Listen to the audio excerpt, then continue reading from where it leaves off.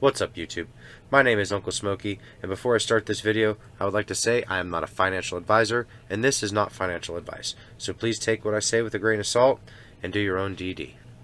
Today we're going to talk about ticker symbol MMAT, Metamaterials Inc. We are going to go over the options chain a little bit. We're going to break down a little bit of predictive technical analysis. We're going to go over the SEC.gov listing, and we're going to talk about the T21 rule and where I see where it's at. And also I'm going to break down a little bit of the metamaterials products, their current use, and what they may and possibly could be used for in the future. Now, I do want to say I am not a speculative trader. I do stress that. But what I will do is give you some ideas on what some of the technology that Meta has could possibly be used for in the near future, and I'm going to give you some examples to back that up. So, if you don't want to be bored by the long product demonstration I'm going to try and give for you, and please bear with me, this could be long, go ahead and fast forward to the end of the video where I will be giving a slight TA and my prediction on where I think Meta could go tomorrow and in the near future week or weeks. Also, I'd like to say before you go, like and subscribe. Please hit the notification bell if you haven't done so already, if you want to keep hearing some technical analysis from me. Now, let's go ahead on into Metamaterials' website. Metamaterials currently makes several products. The four we're going to talk about today are the four that they post on their website. Other stuff they have is in the makings and the thoughts. So, as of now, we've got the Nanoweb, the Holo Optics, Meta Air, and Glucose-Wise. These first three products are currently being used, being sold. The Nanoweb is where we're going to start. It is a transparent conductor made of an invisible mesh that can be fabricated onto any glass or plastic surface. So what I have done to help describe what this is I downloaded the white page. What this does is it has a value of applications. It's an on-demand active smart glass, so it's got anti-ice and anti-fog.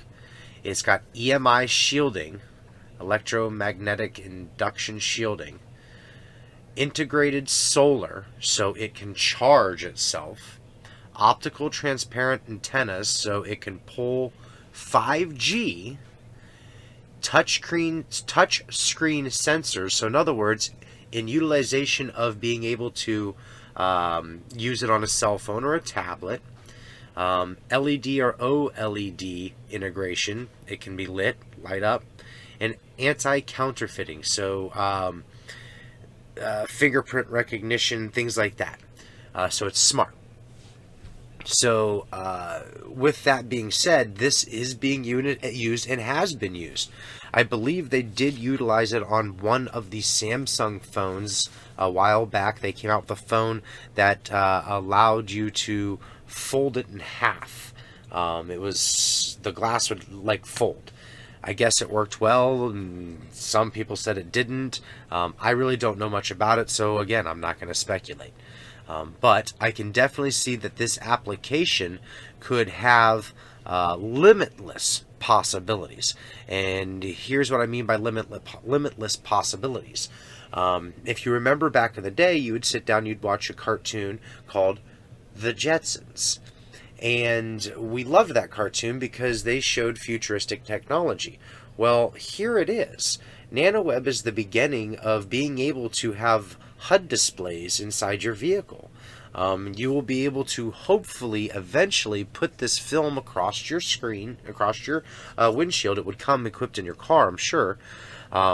And what it would do is it would transfer the display that you have normally down below, but it would give you the real-time information right on your screen, as well as possibly allow for you to integrate your cell phone technology, visual speaking, things like that, right into the screen. That's what this technology could potentially, eventually get to.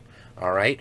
I'm not saying it's there now. I'm not saying that they're saying it's even close to that. What I am saying is it is possible. Our wildest dreams are coming true. We're eventually going to start being able to do this stuff everywhere. You'll be walking down the street, you're going to see this glass, and it's going to have pictures of television screens popping up right in front of you, giving you information about products as you're shopping, going down the street. That's what this glass is eventually going to be able to do for you. That's what I believe. And then in order to show you proof of that, here's our distributor list. If you come down in here, Artemis Optical and ADI Technologies. I believe that was the one I had seen. Let me look. No, it was Cornus. It was this one. Yeah, it was this one. So here's why I say it was Cornus. So this currently, if you look on our distributors page, if you look here, it says selected partners. So that means this is currently a partner to the company. Cornus Technologies, over here, specializes in semiconductors and sensors, electronic devices, telecommunications, safety and security, and aviation and defense. Okay, so you have the ability to do everything I said just with this company alone. Your electronic devices, i.e. tablets and things like that. Your telecommunications, okay? That alone is going to allow for the glass and the technology to coexist. Again, not trying to speculate, just trying to give you an example of a possibility. All right, so I think I've touched enough on the Nanoweb end of it. I want to go ahead and move on over to Holo Optics. Now, Holo Optics is one of the products that you can actually buy. It's an active, purchasable product. The Holo Optics, if you wanted to purchase it, you would go to the bottom of this, and you would select right here. For a limited time, you would select here, and then it would take you to another website where you would be able to purchase either a small for $2.99 or a large for $7.49. So this is a physical, purchasable item, tangible product. They sell, they make money on, revenue. This is a great thing. So right there shows you it's not a fake company. They're making stuff you can buy. All right. So if you had any doubts before, this alone should say there's no more doubts. They're selling something. Not to mention the next thing we're going to talk about that they're selling. Okay? Alright, so let's go back to the top of this. And we're going to cover this a little bit. So, holographic optical components. So Holo Optics is holography platform, interfaces, patterns are recorded with a laser into light sensitive pollen, blah, blah, blah, blah, blah, blah. Basically what I'm seeing is it's a film that you could put on stuff to prevent lasers from interfering with other things, especially your vision. So you could essentially take this and put this across something to prevent a laser from coming through it, bouncing off of something that you don't want the laser to touch. I'm not going to pretend to be a scientist. I don't know much about it. All I know is, again, you can buy it, which to me says there's proof. Again, this is a real company. This company is going places. So I'm not going to spend a whole lot of time on this because, again, I don't understand it a whole lot. But I do want to move on to this next one called Meta Air. Now, Meta Air is very interesting. These are glasses, and I'm assuming using the Holo Optic film in them. They teamed up with a company called Airbus and another company called Caverstro. And what they have done is they've made these really nice glasses for pilots. And what it does is it prevents the green lasers from the runways and the landing platforms at night from coming in and blinding them. They can actually be very dangerous to the pilots. The pilots have actually already been testing them. They're using them. And this is one of the great ingenious ideas that they had. They teamed, like I said, they teamed with another company, and they designed this for them. Now I'm going to talk a little bit heavy on this because you'll notice that on Meta's distributors page, this is their primary go-to. This is their talk, and this is what I'm talking about. Right here at the top, you have our distributors, Ceter and Airbus. Now, I just talked about Airbus being the people that they teamed up with to design these glasses. And the reason why is because Airbus is a company that is leading the way in technology with aviation, and they have a team of test pilots. So when they design these glasses, Airbus utilized their test pilots to test them. Now, Ceter, or Sat-Air, is a company that is going to physically distribute the glasses. So they are the warehouse. They're the ones holding the glasses and distributing them to the various different airline companies. So they're very proud of this Meta Air, and you can tell because this is their current map. Selected partners, Caverstro. Again, this company here is who is supplying the polymer for the glasses frame. And then we're going to get into the rest of these here in just a minute. So Airbus, right here, commercial aircraft, helicopters, defense, space, you name it, okay? They're going to start utilizing this stuff, potentially, that Meta is creating in all of these applications. The glasses is just the beginning, so think about it. If Meta has this holography film and this nano mesh, what is stopping companies like Airbus from taking that and sticking it on the windows of, say, space shuttles, and allowing for HUD on-screen HUD displays right on windows, okay, like you've seen in the movies, or stopping them from when they're building these skyscrapers, right, and all these multi-millionaires and billionaires are building these skyscrapers, from integrating the holography film on the glass to prevent glares and fog. That's just a couple of the different applications this stuff could be used for. Let's come over here to Artemis Optical. The reason why there's a jet on there is because that's what they deal with. They deal with government contracts. They deal with putting the coating on the jets. This is what pilots use on the outside of their fighter jets to prevent the sun from giving them a big glare, so they can see all around them. The reason why these cockpits are designed with the open glass design so they can see all around them, and they don't want to have a glare at any angle, so you can see where the films that Metamaterial is making could be very, very beneficial to things like this: the Air Force, the Army, the Marine Corps, things like that. So just keep in mind that I'm talking government contracts now. All right. Let me see here. What else did I want to talk about with this? Let's go to Caverstro. Caverstro, right here. So this is a very green company. They're trying to keep their footprint very small, which is very good because Meta does the same thing. In fact, we're kind of leading the way in a couple of our products for being green.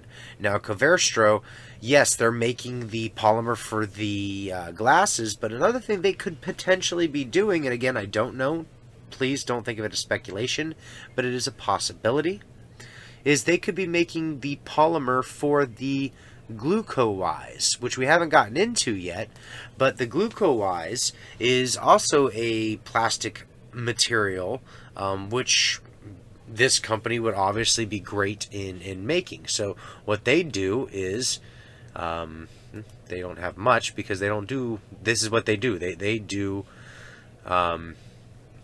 you could tell just by their screen. This is what they do. It's like 3D printing. They take this polymer and they make things with it. That's what they do. Okay? The end. I don't need to stress any more on them. In fact, boom, we're going to take them out of there. Let's go back to the distributor page. We already talked about Artemis. Another one of the things that I want to talk about with Artemis is, let me see if I can find it real quick. Oh, yeah, I can. It's right there. Aerospace and defense, healthcare, precision coatings. Okay? Again, aerospace and defense. We have already established that our products could directly benefit the military. Vision, to be able to see and clearly see and be able to transfer information on something that you're looking through to allow for you to multitask a lot easier, that is so valuable. Think about it.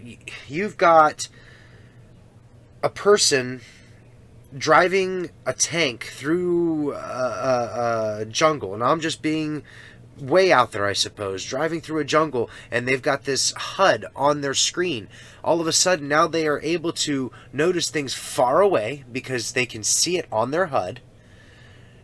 It will target it. It will identify it, what it is, possibly whom it is if they're in a database of some kind, all with the quickness and ease of metamaterials, Nanoweb, the fantastic abilities of Google and how fast it can transfer information, and not to mention some of the other many companies that could get involved with stuff like this.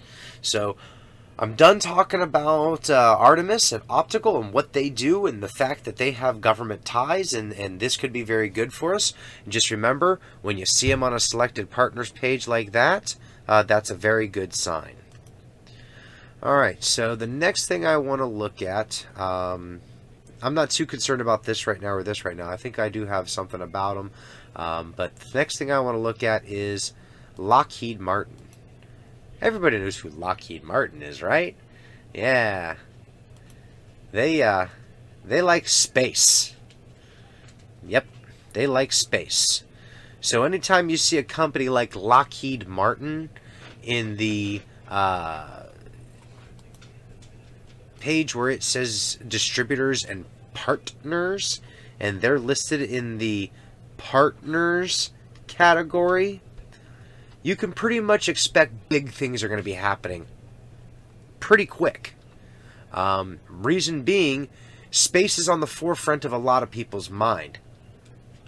You can look in the last 2 weeks, we have sent how many things up into the what we would consider space or outer atmosphere, because we can. We've sent a couple of billionaires, some empty stuff. We threw a car up there a couple years ago because we wanted to. You know, I mean, I'm looking at a distributors and partners page that's just blowing my mind. I've been going over this all weekend, and I'm trying to find a reason not to like this company, and I can't. And that's what I'm trying to relay to you guys, is that the investors, the partners, the distributors that we currently have right now, which I think we're just touching the tip of the iceberg. I think we're just touching it for what potentially is going to come in the future, is amazing. The next one I want to look at is down here. It's this Cornus Technologies. So Cornus Technology is another one that's going to really help our nano web go far. And here's why I say that. The semiconductors and sensors, electronic devices, and telecommunication devices. So these are the things that the Nanoweb are going to directly go over. Electronic devices, as in they are making the microchips and the conductors that go inside the tablets and the cell phones, and possibly the futuristic Google Glasses that we've talked about over the years, things like that. So Cornus actually does stuff already with that, and they're one of our partners. So again, that's great. We're teamed up with some of the greatest minds in the world, if you haven't noticed. These guys are leading the world in technology in innovation. The sector is about to explode and nobody even sees it. Nobody's talking about all of these things, the things that this company is doing. They're just worried about a short squeeze. And that's one of the things I can't stand, because there's real information here. This company's got real products. They're a good company. Good company. And the balance sheets that are about to come out here soon that I'm going over is going to say that. Let me see here. Where was the next thing I was doing? Sorry, I V-lined. ADI Technologies. So, ADI Technologies. Basically what they are is they are a contractor, a consultant. They're going to spread the word. They're going to take Meta's products, their ideas, and they're going to push them to different entities, the government especially. In fact, if you look down in here, ADI Technologies Incorporated, based just a couple of miles outside of Dulles International Airport. Isn't that where, like, one of the Die Hards was made or something? I know it was. Come on. Anyway, specializes in full-service marketing and consulting within the government acquisition system. They are a government marketing consultant. Okay? Wow, guys. So that kind of connects a lot of the dots that I was saying, where we could really start pushing into a government contract. We could really start pushing into more government-based products, and not by changing what the company does, but by taking what the company has and just pushing it into that sector. That would be the greatest thing that could happen to the company. You're talking about unlimited funding. We are moving into a space age. The race is on to get people on other planets. We've already sent a couple of billionaires in space, like we've already talked about. We're also talking about EVs. I mean, everybody, every facet of the world is trying to get into the electronic vehicle age, including lawnmowers. So these companies that I'm talking about all help push us into those categories. The automotive industry, the EV industry, like I said, having HUD displays, having anti-fog and anti-glare technology, that's going to be amazing.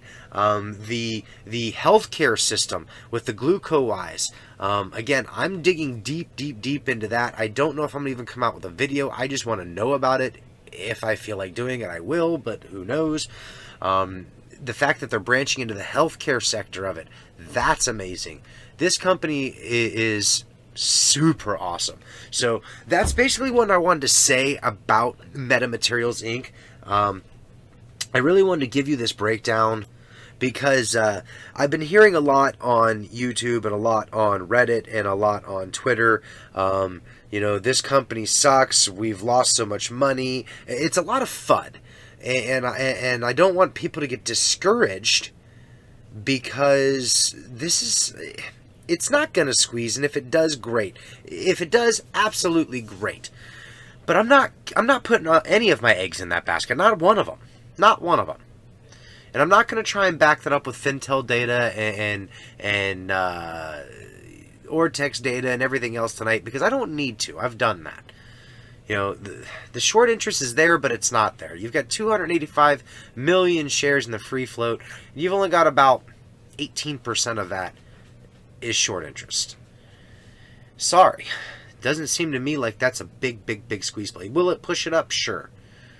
But I don't think you're going to get what you think you're going to get out of it. What I think you're going to get is organic movement. And organic movement's better than any movement out there, because it's steady. It's sustainable. When you have organic movement in the upwards direction, sky's the limit. When you move in a 10, 15, and 20% bracket, you don't have to worry about the stock correcting itself over and over and over again, and investors pulling in and out. You get what's considered to be a stable investment. And that's what all of us are ultimately looking for in the end, is a stable investment. So, with that being said, I want to move on into the chart, the final TA, what everybody's been waiting for. So, We all already know what happened on Friday. We took the dip in the morning like I basically said we were going to do. Unfortunately, we went a little lower than I thought we were going to go. We consolidated underneath 40 and then popped back up to finish in the green slightly at the end of the day. Hooray for us. Now, what you will notice here out on the 5-minute chart is this is the cup and handle design. You can see the cup followed by a handle. Now, we did move into the aftermarket hours, so take all of this right here with a grain of salt. This is irrelevant. When we pick back up tomorrow morning, we pick up from this point right here where my cursor is. We pick up from 4 o'clock Friday night. That's where trading begins. None of this is relevant, okay? So, here's what I see happening. I hope happening is come 4 a.m., we're going to probably mount a little bit of a spike and we'll consolidate above the 350 range.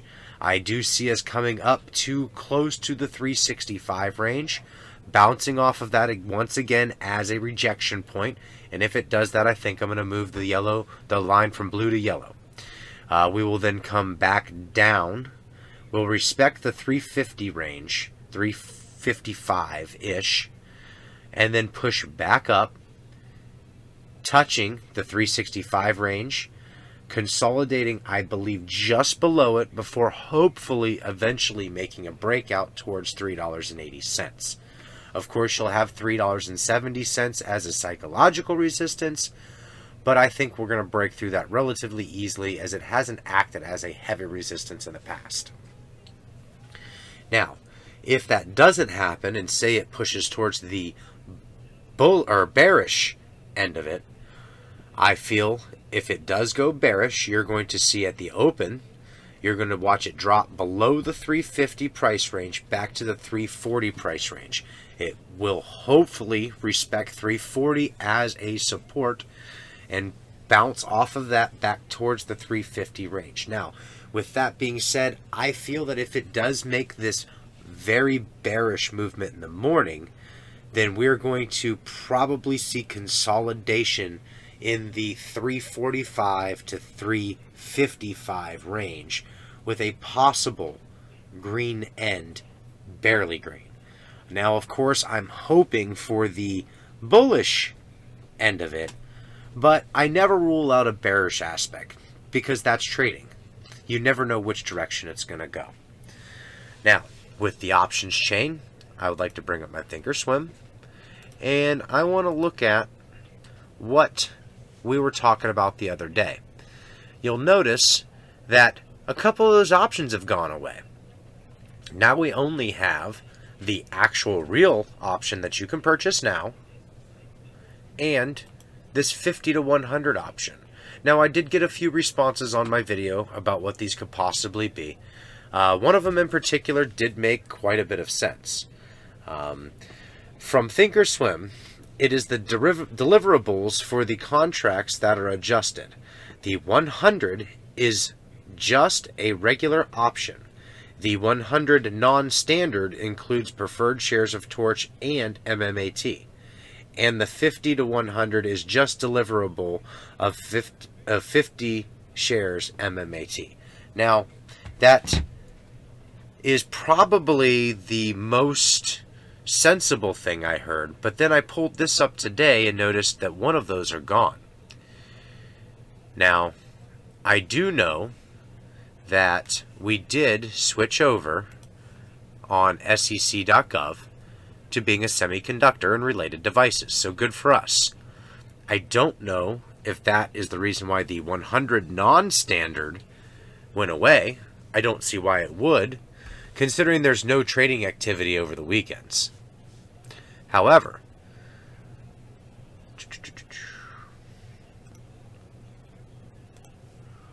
what's still got me flabbergasted is if those were the 100 non-standard were a deliverable and this is a deliverable or whatever it may be, why is there still activity? I mean, Torch doesn't exist. So these so-called shares that are outstanding shouldn't shouldn't be, they shouldn't show a bid. They shouldn't show an ask, because you can't do anything with them. You should not be able to do anything with them, but possibly sell them. So there shouldn't be any. So I'm still a little confused on that, but that's okay. I'm not going to look too much into it. Hopefully this will all work itself out in the end, and it's not just some crazy way for hedge funds to do backdoor trading. Now, we did cover the SEC.gov that we did get transferred over, but the other thing I want to cover about that. So you'll notice that the T21 everybody was saying should have happened last week. And the reason why it didn't, for the exact reason I said. T21 is trading days. And always remember, a trading day is not a weekend day or a holiday.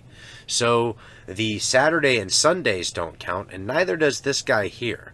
The observance of the 4th of July, because the market wasn't open that day. So you've only got 1, 2, 3, 4, 5, 6, 7, 8, 9, 10, 11, 12, 13, 14, 15, 16, 17, 18, 19 days so far. So that puts this one at 20 and 21. So, providing that they consider the 28th of June a day from the beginning and not the end, you're still not looking at T21 completion until at least the 27th. But because I know that they didn't finalize everything until the end of the day, the 29th would be considered your first day. So the 28th is technically T21 completion. So I wouldn't look for the fact that the SIC being changed over to semiconductor and related devices to be the primary bullish signal for Monday's trading. I'm not going to say that it's not one of them, but it's not it. I don't think this still relates to the merger. I do still firmly believe that the 28th is going to be the day that you're going to see merger completion. And if that's the case, that should be the day that margin calls come out, or at least we hear something about shorts having to cover their position from the torch position. I do believe that will be the day. Again, I do not 100% know. Crazy things happen in the market every day. I don't know if anybody really knows all the true rules, including the market maker and the rule makers themselves. Well, with that being said, that's all I have to talk about today. I do want to close the video out again with please go ahead and like, subscribe, and hit the notification bell. I'm sorry this was a very, very lengthy video. However, I hope that I brought some light to some people and helped them understand that Metamaterials Inc. is a fantastic company to be invested in. I hope that a lot more investors invest in the company, and I'm not talking for the short term for a short squeeze. I mean for the long term. I know that that is ultimately what the company wants the investors to do, is invest for the length of time, not the short term. Alright guys, again, like, subscribe, hit the notification bell.